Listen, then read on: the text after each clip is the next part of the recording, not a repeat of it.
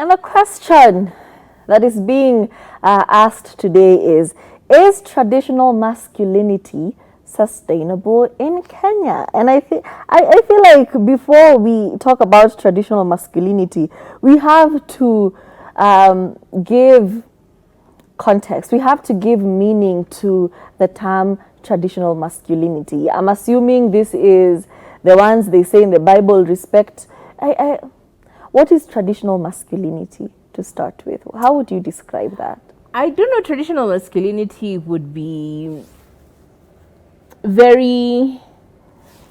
I'm trying to think of a good in terms of being in a relationship and having a partner, like the expectation of a man when he is traditionally masculine, what he expects from his partner, especially the kind of expectations that you're expecting. Like what I would see a traditionally masculine man as is like gender roles are very defined, right? I provide, I bring money into the household.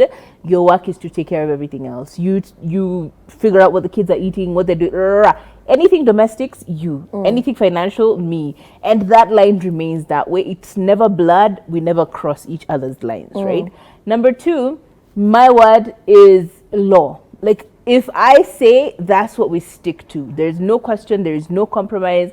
There is no interjection from your part. If I say this is what we're doing. If this is the direction I say we're moving into, that's the direction we're going into. Like that kind of very macho, old school type of man. They're very clear about things. Like they're very strict and stringent about religion.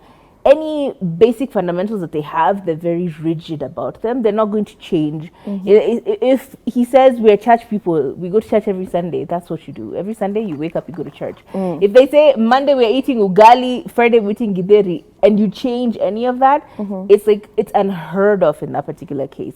They are very strict about the bringing up of their children. You'll find that these are the people who are very sexist about even the way their children are born.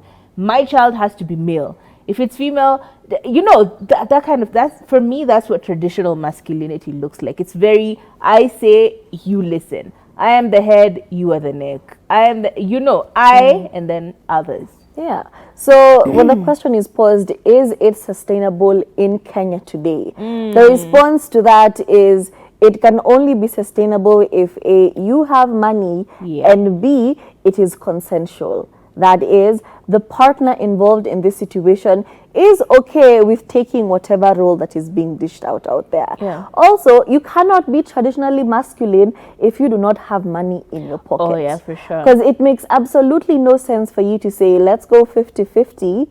Let's go 50-50 in our household financially, and then I bear the brunt of housework, chores, caregiving, if you're providing, you're providing through and exactly. So if you are traditionally masculine, you have to do everything that comes with that. You have to be providing kila kitu, from school fees to my hair to everything, all without raising your voice and saying okay? And honestly, if we're being honest, it's not really sustainable today, like in this time and age.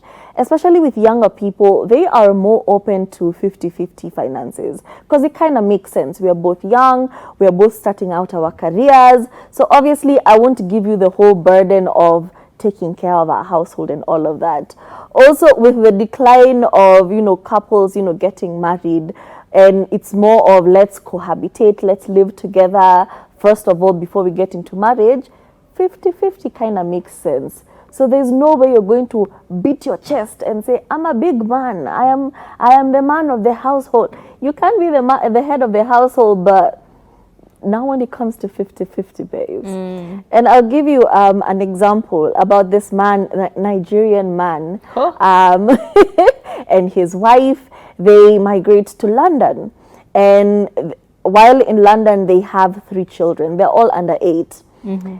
A few years down the line, this man decides that, you know what, he is over this family thing. She was a stay-at-home mom. He was the provider doing everything. And he was feeling like it's too much. There are too many children. I have no peace. So he told his wife, do you know what? I would like to go and live my own life. So you, my wife, should now stay with the children. I will provide as I have been providing. Do not worry about anything. But I would like to leave the marriage. I would like to get divorced. Tell me why this woman said, okay, my husband, that is what you want? Cool. She took her passport, took the children's passport, and went back to Nigeria because she saw this money is going to frustrate her and leave her with the children with no sustainable income, with no way to get money from this man because he's no longer married to you. He doesn't have to pay you child support. So she was like, she took her passport, her children's passport, so that he doesn't ship the children to her, and went to Nigeria. And now he's crying on the internet saying she abandoned her children. Are they not really your children? You wanted to be so traditional. You wanted to go and live your life. You wanted to marry another household because this one was stressing you a little bit too much. You know, you wanted to be the big man and say, I have money. I will take care of you. Let me just live my life. Now she has left you with your children and you're on the internet trying to shame her. It does not make sense for you to be traditionally masculine in 2025. There's no room for it. I mean, I feel like there are a lot of issues when it comes to masculinity, especially that version of the traditional masculinity, in the form of we tend to have those funny, weird, toxic conversations and chatter underwater here, where you're like, yeah, men don't cry. Men don't show emotions. Men don't. There's a lot of suppression of vulnerability when it comes to the traditional man. And I feel like that for me is where I go, no, it's not feasible.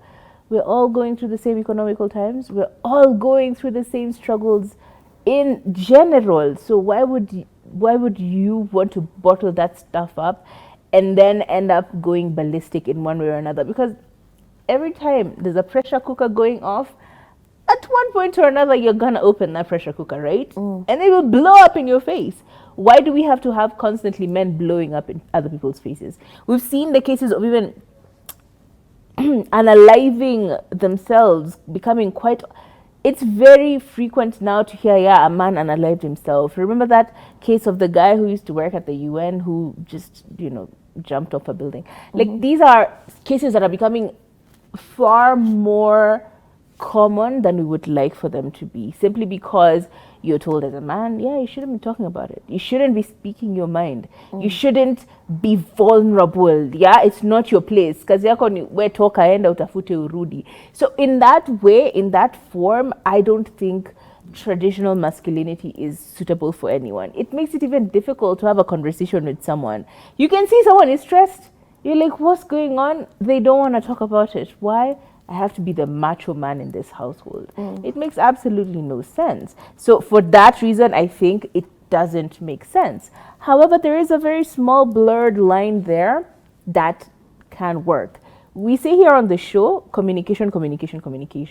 Many relationships are different. Some women want that in their lives. Some men want that in their lives. So in my mind, I think having these open conversations about the kind of marriage and relationship that you and your partner want are very vital. Because yes, we're over here saying, oh no, it doesn't work anymore. It's not a wrap. But someone, that's what they value. That's what they want for themselves. So we're not going to shut you down simply because it doesn't work for me. I would never. Girl, I could never. However, if you want that, why would I stop your reggae? Yay, that's your reggae. Jam to it. So I think having these communications and conversations about your relationship and what kind of relationship you want. If you want a traditional man who does all the brunt work of, providing for the family, and you just want to be a trad wife, absolutely 100%. Have that conversation with your partner. Let that be your choosing. Don't let society also pressure you into becoming this person that you don't want to be. If it doesn't work for you, it just does not work for you. So yes, I think there is some blurred line that allows for this traditional men and traditional wives to exist still. Yeah, and that was our show. I hope you learned something from it. I hope you don't walk around trying to impose your lifestyle and your beliefs on somebody else. It's as simple as finding somebody you like, somebody who's aligned to you. Don't be out here chasing, independent boss babes and trying to turn them into the woman you want. Instead, find the woman you want. And trust me, she is out there. She is out there, ready, waiting for you. So, yeah. To each their own. It's that simple. Yep, to each their own. My name is Torife, and I'll see you tomorrow. My name is Kathomi. Stay cute.